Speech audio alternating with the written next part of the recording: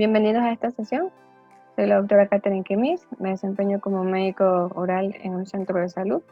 Y el día de hoy pues me gustaría hablarles sobre un tema de gran importancia y que se considera como una gran amenaza en la salud. Es la resistencia bacteriana.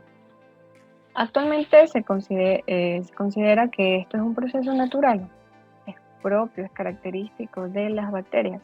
Es la manera en cómo ellas sobreviven al medio, es parte de la selección natural. ¿Qué es lo que sucede? Que a posteriori pues va a significar esta resistencia una de las causas más grandes de mortalidad a nivel mundial. Si seguimos practicando medidas inadecuadas que contribuyen o que aceleran este proceso, porque es algo inevitable, sí, pero podemos llevarlo mucho más lento. ¿Cómo se da? ¿Qué es lo que sucede? Primero vamos a hablar sobre un poquito de antibióticos. Ustedes deben de tener conocimiento.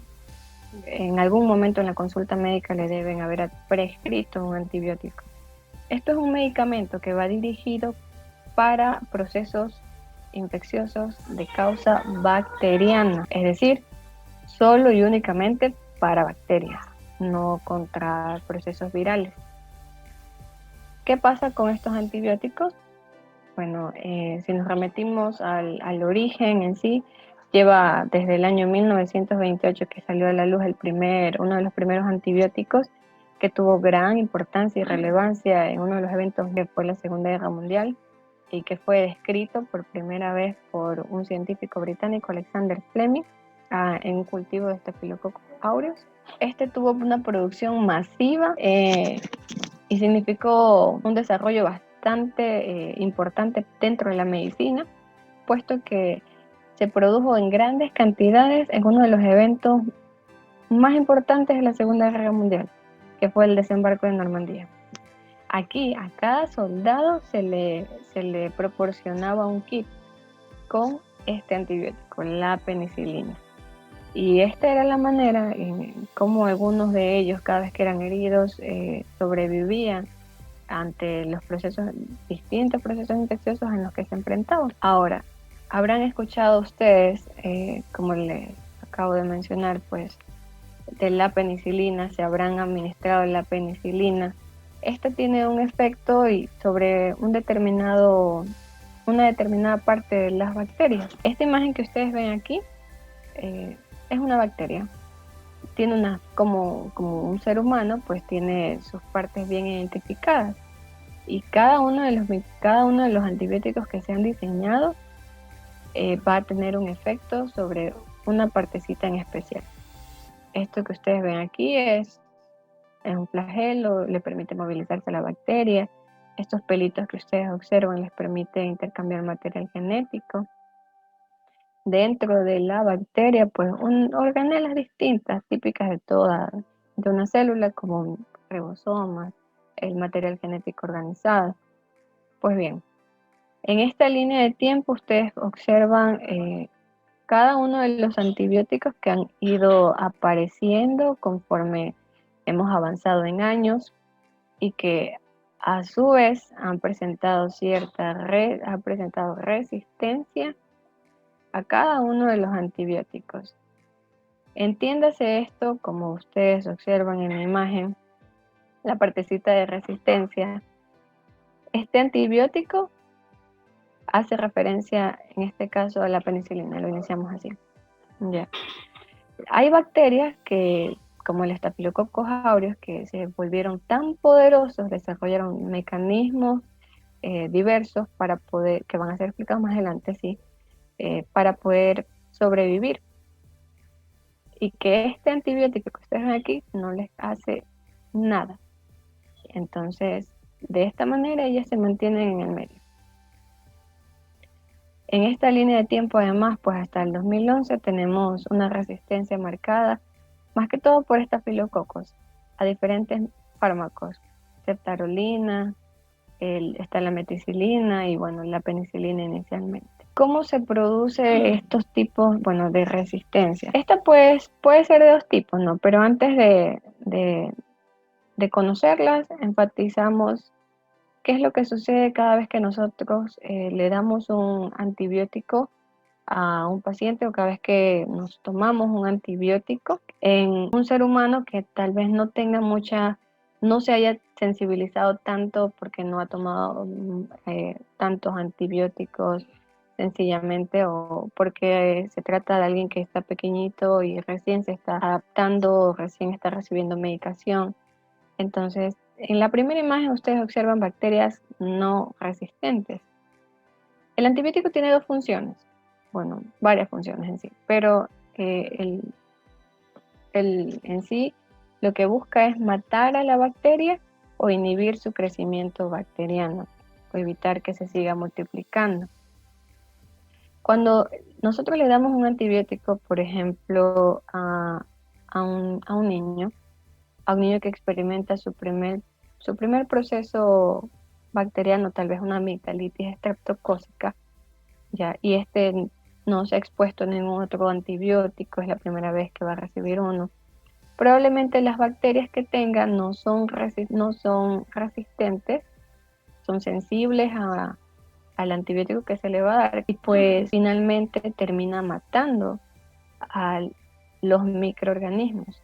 Es decir, el antibiótico cumplió su función en una bacteria que no era resistente. Lo que sucede, por el contrario, cuando le damos un medicamento a una persona que por distintas prácticas o por distintas condiciones ha desarrollado, bueno, no la persona, sino que presenta bacterias con resistencias a ciertos o determinados antibióticos, cada vez que alguien le prescribe y el paciente toma un antibiótico determinado, este no le hace nada, y pese a que le puedan dar la dosis máxima, una dosis necesaria, no va a impedir su crecimiento, no va a impedir su replicación. Y es así que en esta imagen vemos como bacterias que son resistentes al antibiótico siguen replicando, siguen su proceso natural, pese a la exposición a un determinado antibiótico. Y esto se da pues porque tenemos bacterias que tienen resistencia de tipo natural, como es poseer o ser portadores de genes propios, genes característicos en cada replicación, que generan una resistencia, o sencillamente no tienen sitio de acción para que un antibiótico determinado pueda actuar. Es un mecanismo de protección, es su manera de permanecer en el medio. Como esto tenemos unas bacterias de nombre Mycoplasma, por ejemplo, carecen de pared celular, y un antibiótico que vaya a actuar sobre la pared pues no le va a hacer cosquillas, no le va a ejercer ningún efecto, no le va a hacer nada. Otro tipo de resistencia que nosotros tenemos a los antibióticos pues es la adquirida. Aquí pues vemos dos tipos. Uno es la mutación. Hay bacterias que cada vez que se replican, mutan y generan resistencia. Entonces, siguen replicándose, se siguen replicando como observan en esta imagen, y esto permite su supervivencia. De manera que frente a la exposición de un determinado antibiótico, pues como lo mostré en la imagen primera, van a seguir replicándose, van a seguir permaneciendo en el medio, porque ya tienen un mecanismo defensivo, ya mutaron, ya tienen una información distinta. Otra de las maneras que tienen las bacterias para permanecer es la transferencia horizontal de genes. En este caso, esta bacteria que ustedes observan aquí de rosadito le pasa información genética de resistencia a esta bacteria que está de colorcito azul, que probablemente no ha creado resistencia, pero esta le pasa información a través de diferentes maneras. Una de ellas es la transformación, la transducción o la conjugación. Bueno, estos son procesos que a la final lo único que hace es, como les digo, es pasar la información de resistencia de distintas maneras a otras bacterias y así continuar en el ciclo de resistencia. Pero, ¿cómo explicarlo? ¿Qué es lo que sucede? ¿Qué es lo que pasa en las bacterias? ¿Qué es lo que hacen que se vuelvan resistentes? A lo que denominamos resistencia bacteriana, primero encontramos lo siguiente. Antes de volverse resistentes, pues obviamente son susceptibles las bacterias, y esto se ve determinado porque cada vez que se le administra un antibiótico, hay una concentración, una cantidad de antibióticos que ellas que alcanzan en su interior, que se llama concentración mínima inhibitoria, para poder ejercer el efecto en el antibiótico. Lo que sucede aquí es que para evitar que el antibiótico, que esa concentración ejerza un efecto, la bacteria pues desarrolló diferentes mecanismos.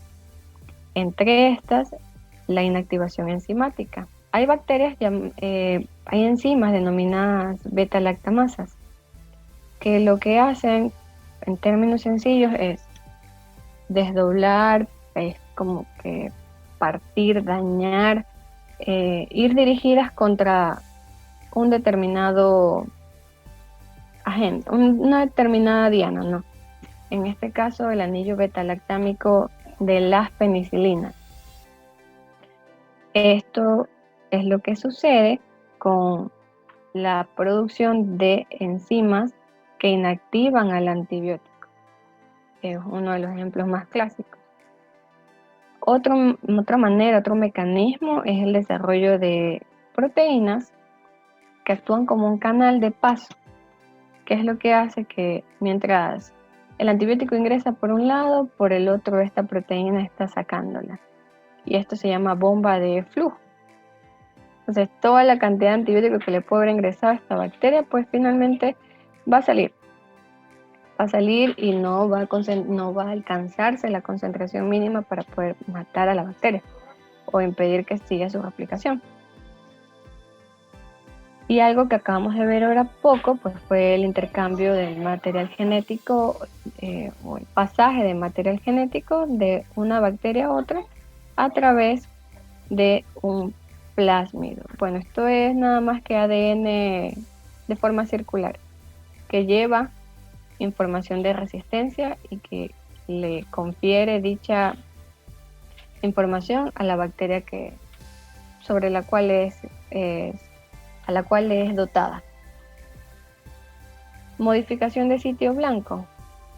También son proteínas sobre las cuales actúan diferentes antibióticos y que, como ustedes observan aquí, tienen su sitio de acción, tienen una forma determinada, pero la bacteria se adapta, cambia de tal manera que si este era circular, para que me entiendan, ahora la proteína sobre la cual actuaba cambió su forma y un antibiótico que es de forma circular, por ejemplo, no va a encajar acá. El ejemplo clásico es como la llave y el candado, así.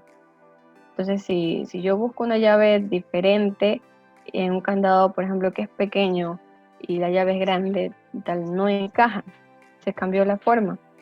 Entonces el antibiótico ya pierde el sitio donde iba a hacer su efecto. Y finalmente, pues la pared bacteriana también experimenta cambios, o a veces bacterias no tienen esta pared celular y no les permiten, no tienen un sitio claro donde actuar. Entonces esto finalmente genera o contribuye, estos mecanismos son los causantes de que esta bacteria se mantenga todavía, que se siga replicando, que esté causando daño y que cause muerte a una gran cantidad de personas.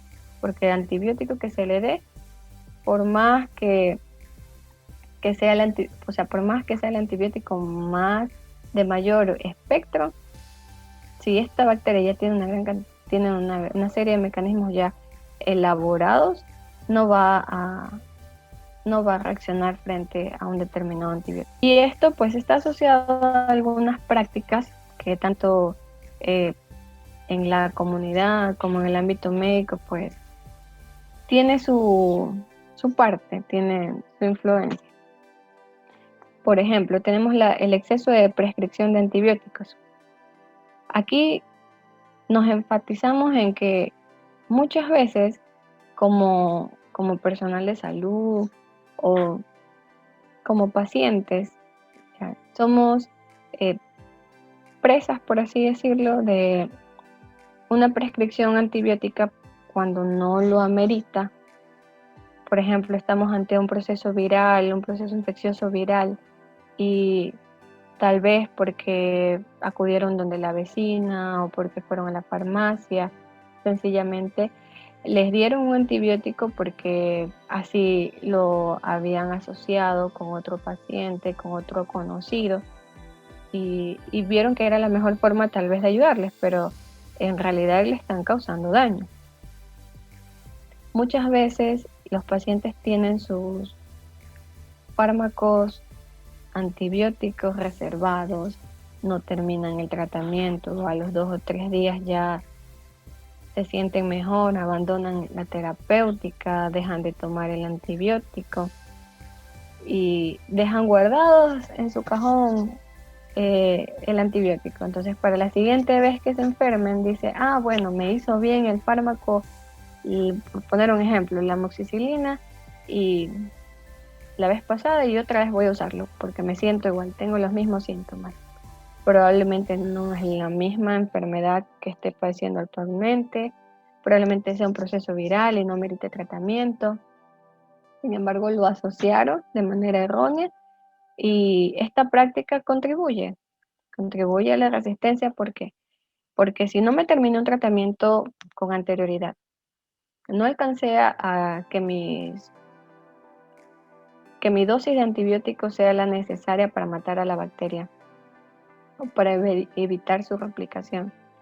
Entonces, esa bacteria ya queda sensibilizada, ya queda con información de que me expuse a tal antibiótico, para la siguiente vez ya genero otro tipo de mecanismo de defensa, que no es lo idóneo, no está bien.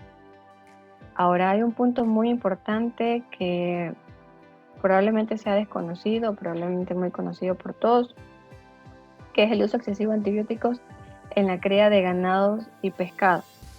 En sí, antibióticos utilizan tanto humanos como animales, sí, pero actualmente se está dando es el viraje hacia no la terapéutica, sino como estimulación para su crecimiento.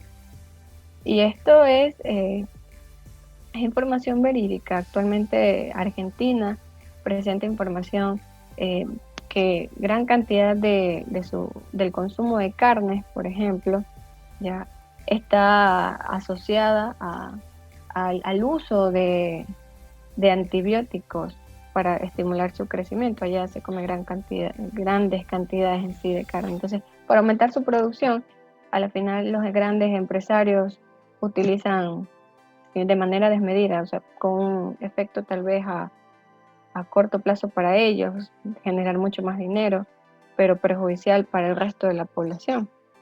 Esa cantidad de antibióticos que se le administra en la agricultura, en este caso al crecimiento, dirigidos para la cría del ganado, es perjudicial para el ser humano.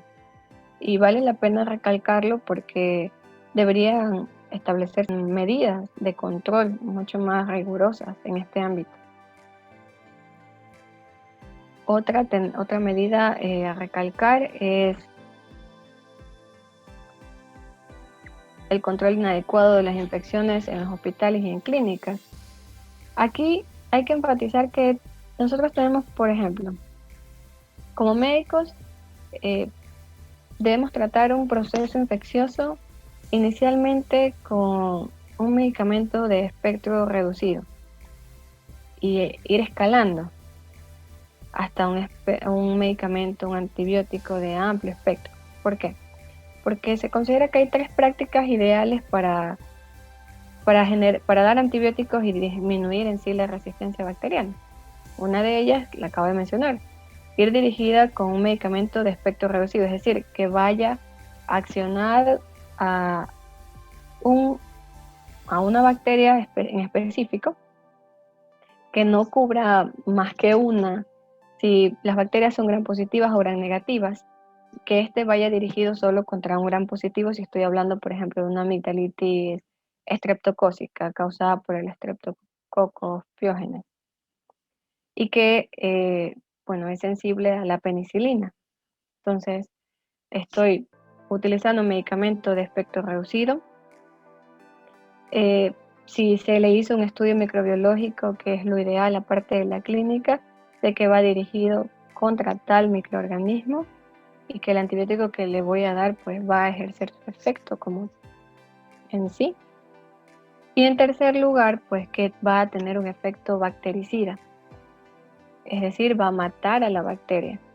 Entonces, en muchas ocasiones, como personal de salud, tratamos de tal vez acaparar mucho y nos saltamos escalones probablemente y queremos cubrir varios microorganismos y se le da un antibiótico de amplio espectro. Entonces, sensibilizamos a bacterias que no son patógenas, que no hacen daño, por tratar de matar a una bacteria patógena a la vez, a una que sí nos está causando daño. Entonces, debemos tener bastante cuidado en esta práctica y vale la pena recalcar que debemos estar un poco más dirigidos y sería buenísimo que aparte del diagnóstico clínico se haga el estudio microbiológico para poder así ir dirigidos y ser mucho más específicos, que es lo ideal. Ahora, lo malo está en que hay procesos infecciosos que no esperan a que se le haga un estudio microbiológico, porque se pone en riesgo la vida del paciente. El sepsis, por ejemplo, tal vez de diferentes focos, ¿no? Que amerita, si fuera un foco urinario, por ejemplo, un cultivo se demoraría unos 3 días. Y hasta que yo tenga el resultado del cultivo, pues voy a perder 3 días de antibiótico que tal vez le debería haber cubierto, administrado, prescrito a ese paciente, y se pone en peligro su vida. Entonces, hay que sopesar tal vez el riesgo versus el beneficio o viceversa. Otra de las medidas está la falta de higiene y el saneamiento deficiente. Actualmente todos, tanto personal médico como comunidad, está pendiente del lavado de las manos. Es una de las medidas que más nos ayuda a nosotros a evitar la propagación de infecciones, tanto virales como bacterianas. Es algo es una medida que es una práctica que nos salva, que nos puede salvar la vida, y que tal vez no tenía mucha importancia o mucha relevancia antes para la comunidad en general. No le prestaba tanta atención, no se lavaba bien las manos, porque en toda la literatura estaba dictado. El lavado de manos previene la transmisión de tal enfermedad. O sea, generalmente infecto contagioso, tanto virales, bacterianas, como las parasitosis. Actualmente, pues, hay que enfatizar esto porque pese a todo lo que hemos estado viviendo por la pandemia, nuestras prácticas deben seguir, porque los procesos infecciosos van a seguir y son considerados como la segunda causa de muerte a nivel mundial. Y la única manera que nosotros tenemos para mejorar esa condición es que nos lavemos las manos. Como personal de salud, nosotros tenemos 5 momentos que muchas veces pues tal vez pasaban desapercibidos o tal vez no se realizaban de manera habitual o en muchas ocasiones sí. Entonces, el lavado de manos, para recordarlos nada más, en el profesional de la salud, pues antes de tocar al paciente, es después de tocar al paciente, es al momento después de tocar los fluidos, de estar en contacto con los fluidos del paciente, de tener contacto con el área en sí del paciente, manipular en sí algún proceso o realizar un proceso aséptico. Esos son los 5 momentos que hay que recordar en el personal de salud y que es muy importante que la gente lo conozca porque al final si tengo contacto con un pacientito, pues el, el familiar, el que está ahí al lado, se lo puede recordar, ¿no? Y es muy importante que haya ese contacto, que estén familiarizados. Y algo que hay que recalcar es que gracias a las medidas de saneamiento ambiental, pues también estos procesos infecciosos se vieron disminuidos, aparte de que vino el auge de los antibióticos, la gran producción de antibióticos en su determinado momento. El hecho de tener medidas de saneamiento ambiental también contribuyó, así como también el desarrollo de vacunas. Si no existieran estas tres, las vacunas, los antibióticos y las medidas de saneamiento ambiental, pues no podríamos estar hoy hablando de este tema. No todas las personas podrían. Y finalmente, bueno, para esta práctica tenemos la falta de desarrollo de nuevos antibióticos. Es otra práctica asociada a la resistencia a antibióticos. ¿Por qué? Porque actualmente las farmacéuticas están con mirada hacia medicamentos que van dirigidos contra metabolopatías, como diabetes, hipertensión, dislipidemias. Entonces, le dan mucha más importancia porque obviamente ahí presentan mayor cantidad de ganancias que al desarrollo de antibióticos. Lo que se debería promover es que se hagan mucho más estudios para desarrollar nuevos antibióticos pese a la resistencia que se está viendo de una gran cantidad de, de microorganismos bacterianos que pues están causando la muerte y que podrían causar la muerte con mucha más posterioridad. Ahora, estos antibióticos o el desarrollo gracias a que se presentaron, gracias a que los antibióticos aparecieron, muchos procesos se pudieron realizar, como por ejemplo el trasplante de órganos sólidos como el trasplante de riñón, el trasplante de hígado, el de progenitores hematopoyéticos. Sin los antibióticos muchos de estos procedimientos no serían posibles. Los pacientes con VIH que tienen una condición de inmunosupresión no podrían sobrevivir porque muchos de los procesos que ellos experimentan pues son de etiología bacteriana. Entonces necesitan obviamente antibióticos para poder ser manejados y su supervivencia depende muchas veces también de ellos. Pacientes críticamente enfermos han sobrevivido, pacientes que están en las unidades de cuidados intensivos por una neumonía, por una meningitis, han sobrevivido gracias a la existencia de los antibióticos, gracias a que se les puede encontrar tratamiento. Se pueden realizar procedimientos de colocación de dispositivos protésicos. Actualmente en traumatología hay hay cirugías que involucran el uso de prótesis de rodilla y esto amerita también el uso de antibióticos y gracias a que existen es que muchos de estos procesos se dan. De lo contrario, pues se verían inmersos en un proceso infeccioso y morirían. Entonces, los antibióticos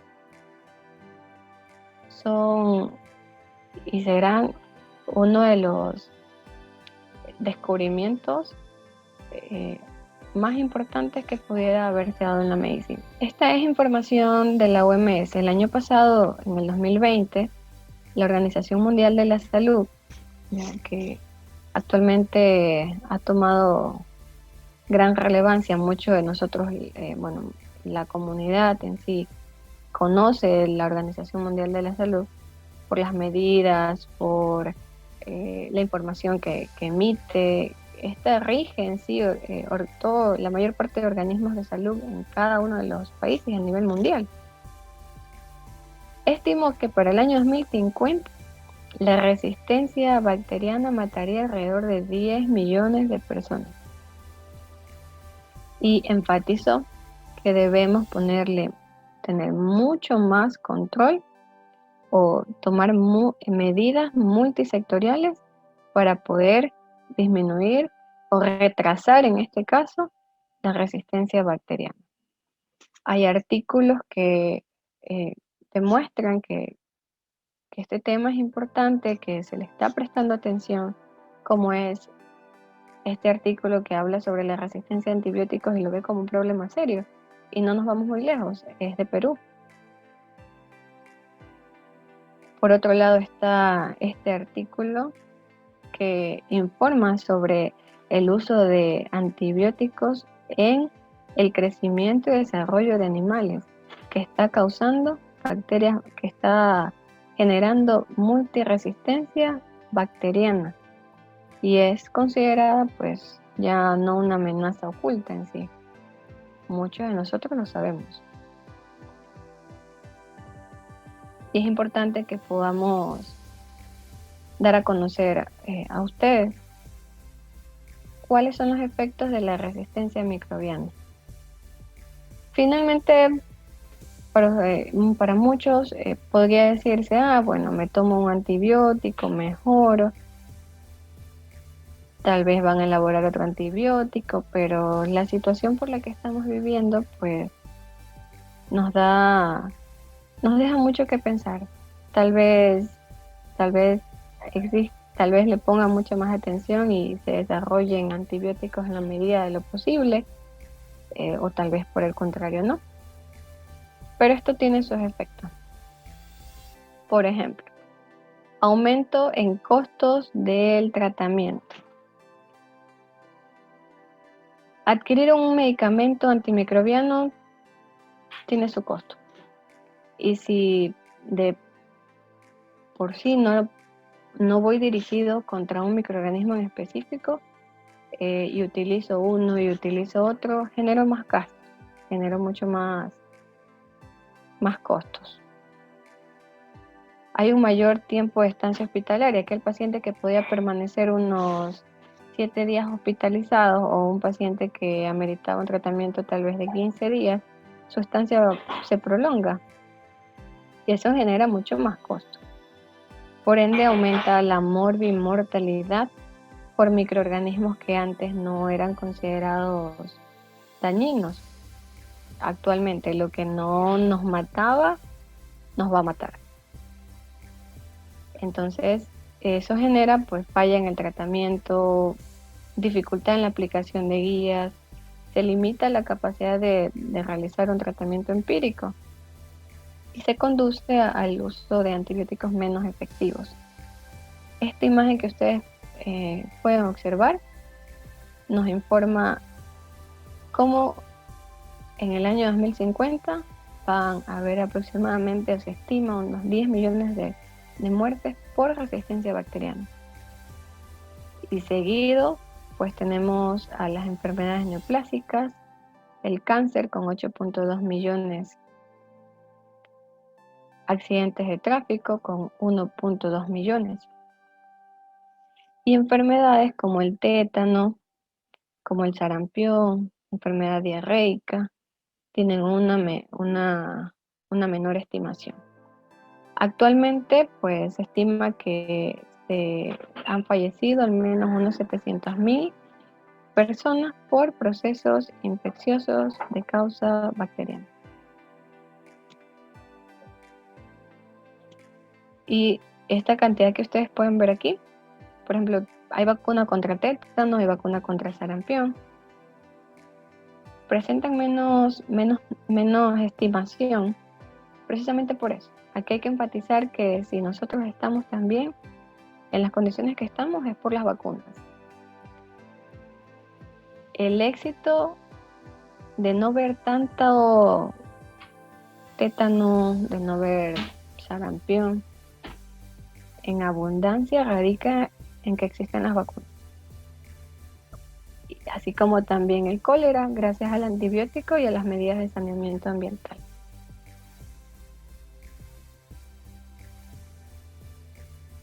Finalmente, pues, ¿qué medidas podemos tomar? Esta explicación ha sido con la finalidad de concientizar tanto al paciente, a la comunidad, como al personal de salud, ¿ya? Pero mucho más dirigido a la comunidad, porque probablemente nos falta información o queremos hacer lo que hizo el vecino, queremos hacer lo que me comentó el amiguito, lo que me dijo el señor de la farmacia, y con pequeños actos estamos contribuyendo a una actividad que nos va a hacer daño, y mucho daño. Por ejemplo, si nosotros seguimos consumiendo antibióticos, no terminamos el tratamiento, si no es prescrito por un médico, si lo adquirimos en una farmacia, si el de la farmacia me diagnostica, me da un antibiótico cuando es un proceso viral, son medidas que nos van a perjudicar a la larga. Pequeños actos acarrean grandes daños en este caso. El médico también tiene su importancia, porque como les mencioné, hay muchas veces que se prescribe un antibiótico cuando no se amerita el manejo con tal medicamento. Muchas veces estamos ante procesos virales que no ameritan un tratamiento antibiótico y que no, el saberlo prescribir obviamente está en nosotros, en nuestra capacidad como médicos. Y aquí radica pues la importancia de que también concienticemos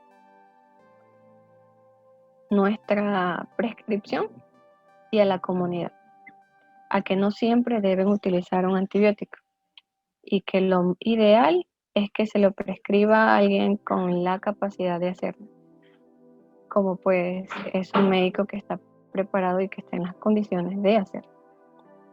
Entonces, si nosotros tomamos en cuenta estas medidas, pues podemos contribuir a retrasar un proceso que es inevitable, que es la resistencia bacteriana.